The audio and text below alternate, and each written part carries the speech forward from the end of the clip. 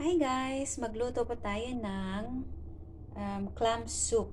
So, bago ang lahat, kailangan po natin siyang i-soak ang ating clams sa salty water. So, lagyan po natin ng tubig.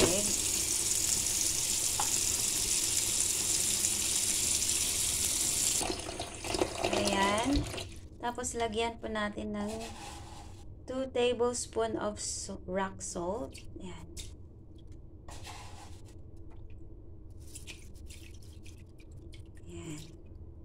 Soak po natin yan ng 1 oras. Kasi galing po yan mismo sa dagat kaming kumuha kahapon. So yan po yung ano. So sa tingin ko hindi ito siya pwedeng lutuin ng isang lutuan lang. Kasi ang dami po talaga. Sobrang dami pong nakuha namin guys. Oh, may medium size, may malaki, sobrang laki. Extra large, ganon. So, isoak po natin siya ng 1 hour para matanggal po yung buhangin sa loob nila. Oo.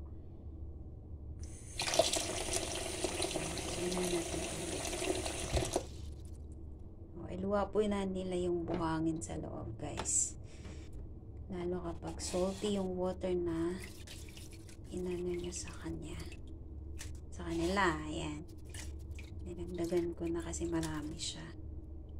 So, yan guys. Tapos, ngayon, nag-prepare na po ako dito ng ating sangkap sa ating clam soup.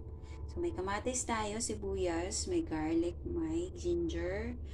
So, optional po kung lagyan nyo po ng coriander, sili, at yung spring onion. So,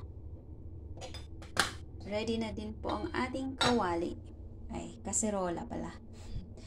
So, ayan. Hintayin lang po natin mag-ano yung clams natin. So, nasuko po yan kagabi kasi kagabi namin yan, kahapon namin yan nakuha. Tapos, gabi na kami nakarating ng bahay.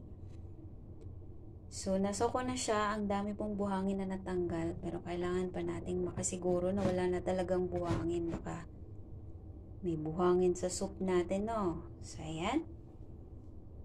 Update ko kayo pagkatapos. So, ayan guys. Check natin ang ating clams. Medyo mumanga na siya. Pero, ayan, may nakanganga na. Wala na yatang buhangin. Nakailang soak na kasi. Ay, meron pa din guys, oh. Ayan, may dumi pa din yung tubig. So, i-rub lang natin ang ating clams habang kinukuha natin sa tubig. Silagay natin sa ating strainer. So, ayan. Natanggal na yung iba. Sobrang dami kasing buhangin talaga.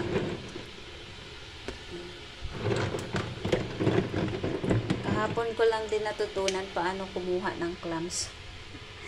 Dahil sa kaibigan ko. Tinulungan akong manguha. So, shoutout sa iyo dyan, Ate Maymay.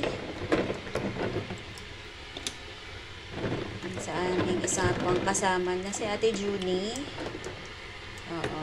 Hindi na nanguha si Ate Junie kasi ayaw na niya magtanggal ng sapatos.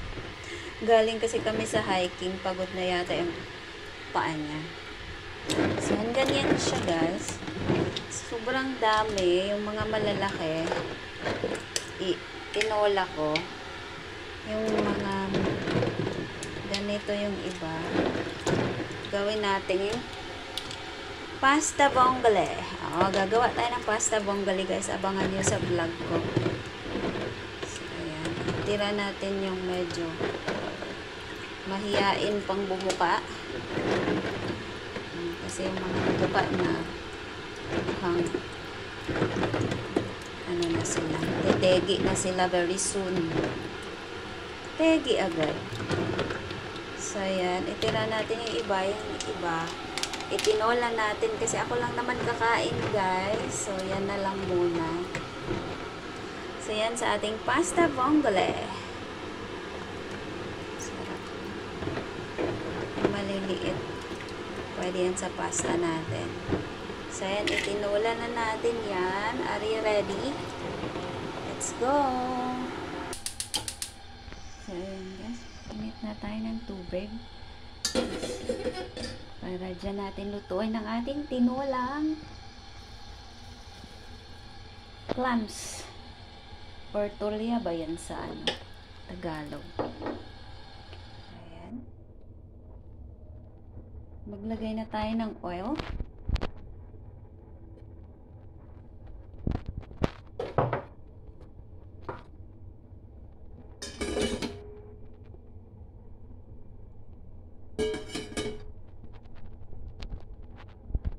Tapos ilagay na natin ang ating garlic.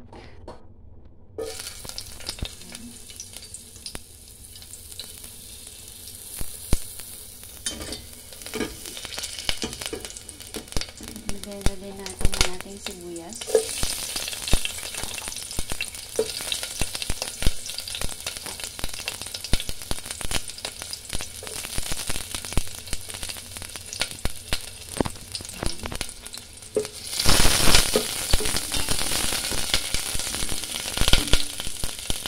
Ilagay na rin natin ang ating ginger.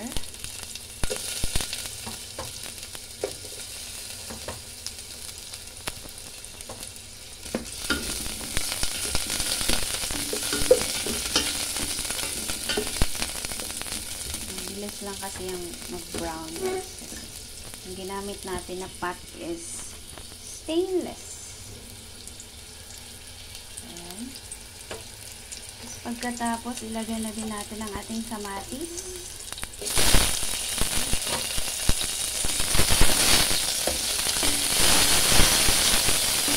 Palabasin natin ang kanyang aroma. Tapos, pwede na natin ilagay ang ating clams. Dahan-dahanin natin guys, ang laki kasi.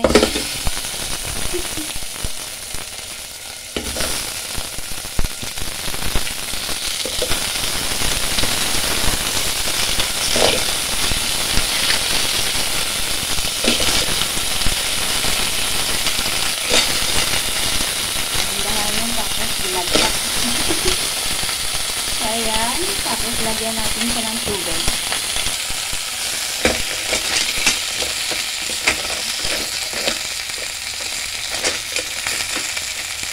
Lagyan natin siya ng tubig guys. Ang laki kasi niya.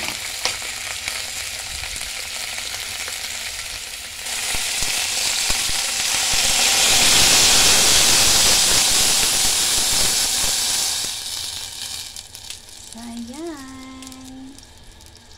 Tapos pakuluin lang natin siya. Takpan muna natin at pakuluin. Ayan.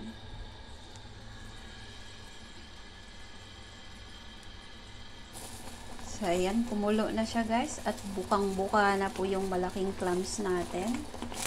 Kita niya naman yan, oh. Ang laki. Ayan. So, ang sarap ng sabaw natin for today.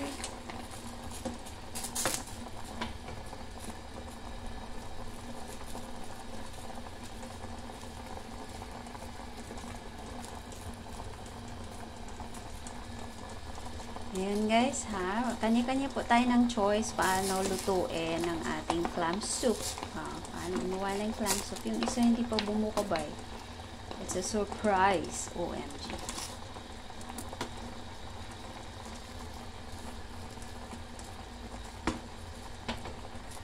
So, hintayin natin bumuka yun.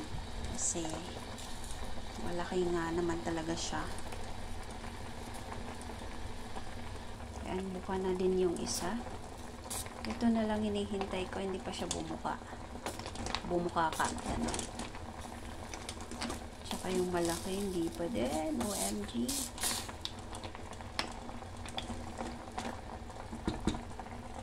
So, finally, medyo bumuka na. At tsaka yung malaki, bumuka na din. Ayan. Sa wakas. Tsaka yung pinakamalaki, guys, oh, bumuka na siya. Let's see. Ay, ang laki siguro ng laman nun. Ay, ang laki guys. Sobra. Ayan. Ang laki. Ayan. So, i-adjust lang natin ang ating lasa. Lagyan natin ng konting asin. Yan, konti lang guys kasi nga binabad natin yan sa asin kanina at konting banlaw lang siya. So, ayan. May lasa na siya guys. So, bago pa siya ma-overcooked, ilagay na natin ang ating iba pang sangkap. Ayan.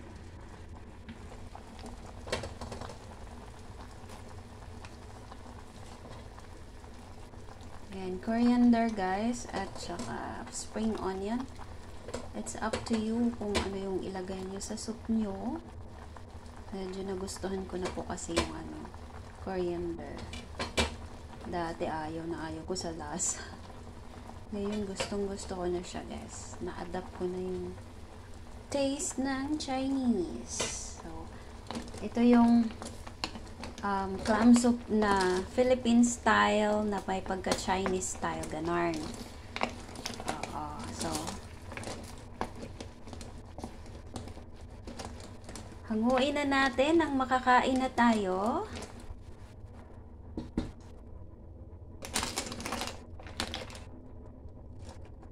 Look at that.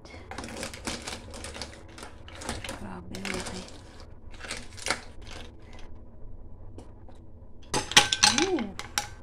Grabe ang laki guys, oh.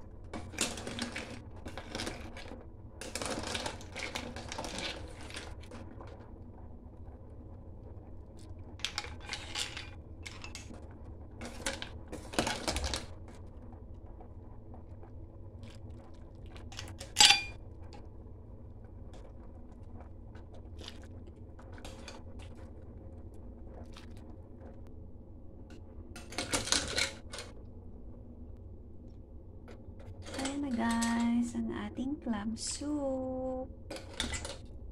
Ang sarap.